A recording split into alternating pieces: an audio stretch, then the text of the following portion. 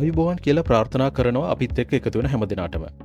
අද අපි කතා කරන්න යන්නේ ඉන්දියාව අලුතෙන්ම හදලා මෙහෙයුම් කටයුතු පටන් ගත්ත දකුණු ආසියාවෙම අවධානය දිනාගත්ත සුවිශේෂී ව්‍යාපෘතියක් ගැන. ඒ තමයි ඉන්දියාවේ විජින්ජම් ජාත්‍යන්තර වරාය. මේ වරාය ඉන්දියාවට මොන වගේ වාසි ගෙනල්ලා දුන්නත් අපේ රටේ ප්‍රධානම වරාය වෙන කොළඹ වරායේ අනාගත මෙහෙයුම් කටයුතු වලටත් ඒ වගේම සමස්ත නාවික ලෝකයටත් මොන වගේ බලපෑමක් එල්ල කරයිද කියලා අපි අද හොයලා බලමු.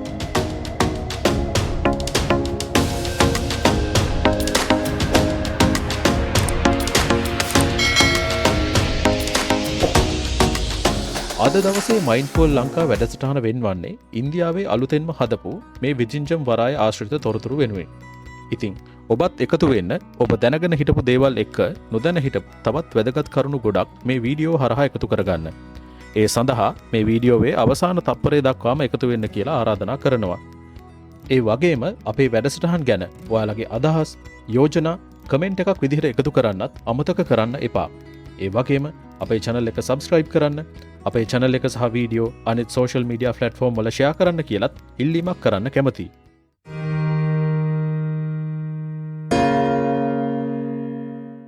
ඉන්දියාව කියන්නේ අතිවිශාල ආර්ථිකයක් තියෙන රටක්. ඒත් මෙච්චර කාලයක් එයාලගේ භාණ්ඩ ප්‍රවාහනය සඳහා පිටරට වරායන් මත බොහෝ දුරට ඒගොල්ලන්ට යැපෙන්න සිද්ධ වුණා. විශේෂයෙන්ම ප්‍රතිනවගත කිරීම හෙවත් ට්‍රාන්ස්ෂිප්මන්ට් කටයුතු සඳහා. විජින්ජම් වරාය ඒ තත්වයට සුවිශේෂී වෙනසක් ගේනවා. මේක ඉන්දියාවේ පළවෙනි ඩීප් වෝටර් මදර් පෝට් එක.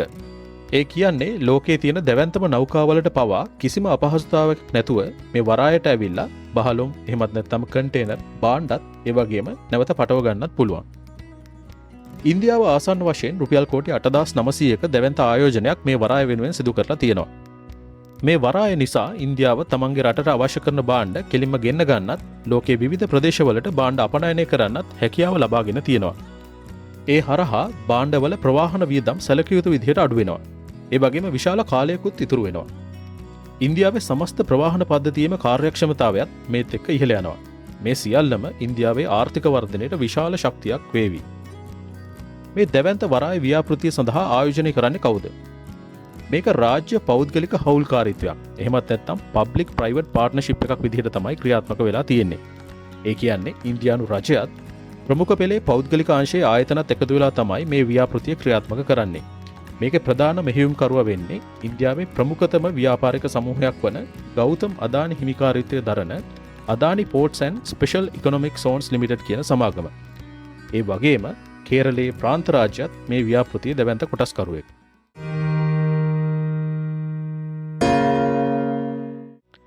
විජින්ජම් කියන්නේ ලෝකේ කොච්චර ලොකු වරායක්ද? ඒක කොච්චර බහලුම් ප්‍රමාණයක් හසුරවන්න පුළුවන්ද? දැනට විවෘත කරලා තියෙන පළවෙනි අදියරේදී මේ වරායට TU මිලියන 1.5ක් හසුරවන්න පුළුවන්. TU එකක් කියන්නේ සාමාන්‍යයෙන් අඩි 20 සම්මත කන්ටේනර් එකක්. ඉදිරි අදියරවලදී මේ ධාරිතාවයේ වසරකට TU මිලියන 6.2 දක්වා සැලකිය යුතු ලෙස වැඩි කරන්න ඉන්දියාව සැලසුම් කරලා තියෙනවා. ඒ විදිහට ගත්තාම ඊටාම විශාල ප්‍රමාණයෙන් භාණ්ඩ හසුරවන්න පුළුවන් ලෝකේ ප්‍රධාන වරායක් බවට මේ විජින්ජම් වරාය ඊටාම ඉක්මනට පත් වෙන්න පුළුවන්. මේ වරායේ බහලුම් නැව්වලින් හසුරවන්න මොන වගේ අතිනවීන උපකරණද තියෙන්නේ? මේකේ තියෙන්නේ අතිනවීන තාක්ෂණ වලින් සමන්විත අර්ධ ස්වයංක්‍රීය එහෙමත් නැත්නම් සෙමි ඔටෝමේටඩ් උපකරණ. ඒ අතර දුරස්ථ පාලක මගින් ක්‍රියාත්මක වන සුපර් පැනමැක්ස් සහ මෙගා මැක්ස් වර්ගයේ තොටුපොළ දොඹකර එහෙමත් නැත්නම් රිමෝට් කන්ට්‍රෝල් ස්ක්‍රීන්ස් ප්‍රධානයි. ඒ වගේම කෘත්‍රිම බුද්ධියෙන් බලගැන්වුණු නැව් ගමනාගමන කළමනාකරන පද්ධතියක් එහෙමත් නැත්නම් artificial intelligence powered vessel traffic management system එකක් පවා මේ වරාය ක්‍රියාත්මක වෙනවා. මේ උසස් තාක්ෂණය නිසා වරායේ සියලුම වැඩ කටයුතු ඊටාම වේගයෙන් වගේම කාර්යක්ෂම විදිහට සිද්ධ කරගන්නත් සැලසුම් කරලා තියෙන්නේ. මේ වරායේදී මොන වගේ මෙහෙයුම්ද ප්‍රධාන වශයෙන්ම සිද්ධ වෙන්නේ? ප්‍රධාන වශයෙන්ම කන්ටේනර් ප්‍රතිනැව්ගත කිරීම. එහෙමත් නැත්නම් කන්ටේනර් ට්‍රාන්ස්ෂිප්මන්ට්ස් තමයි මෙහි ප්‍රධානම කාර්ය වෙන්නේ. ඒ කියන්නේ ලෝකේ විවිධ වරායන් වෙත යන දැවැන්ත නෞකාවලින් බහලුම් ගොඩ බෑමත් ඒවා කුඩා නෞකාවලට පටවලා විවිධ ගමනාන්තවලට යැවීමත් සිද්ධ කරන එක. ඒ වගේම සාමාන්‍ය බහලුම් ගොඩ බෑමේ සහ පැටවීමත් මෙහි සුපුරුදු පරිදි සිද්ධ වෙන රාජකාරියක්.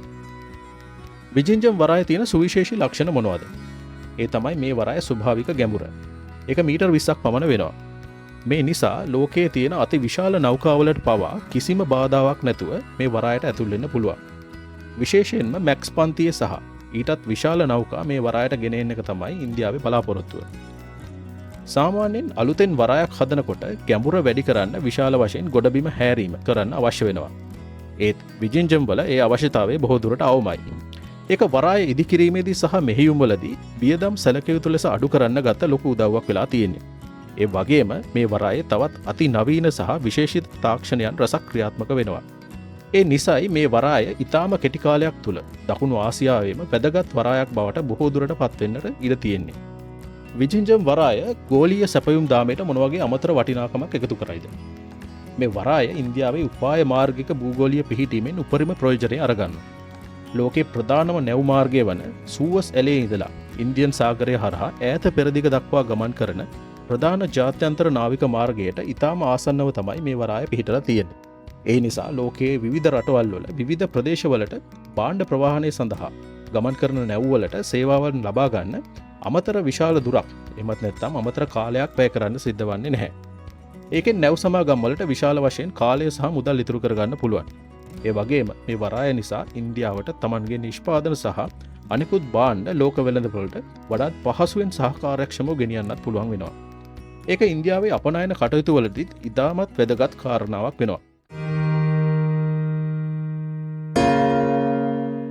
දැන් අපි අවධානය යොමු කරන්න හදන්නේ මේ අලුතෙන් හදපු විජින්ජම් වරාය අපේ කොළඹ වරායට සහ සමස්ත ශ්‍රී ලංකා ආර්ථිකයට මොන වගේ බලපෑමක් කරයිද කියන එක.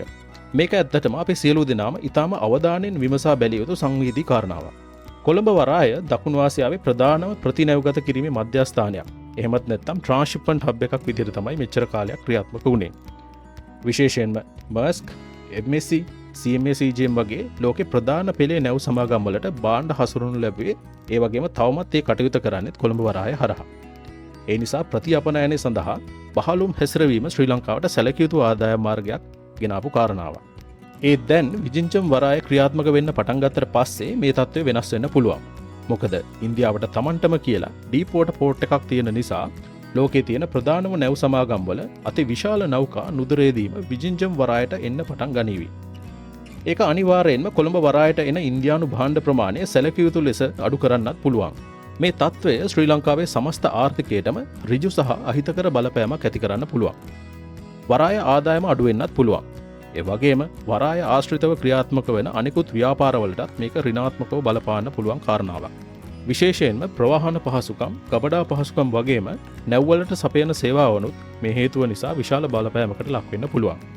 ඒ වගේම විජින්ජම් වරාය කොළඹ වරායට වඩා තරඟකාරී මිල ගණන් යටතේ උසස් තත්ත්වයේ සේවාවක් සපයන්න උත්සාහ කළොත් කොළඹ වරායට තමන්ගේ දැනට තියෙන වෙළඳපොළ කොටස රැකගන්න එක ලොකු අභියෝගයක් වෙනවා.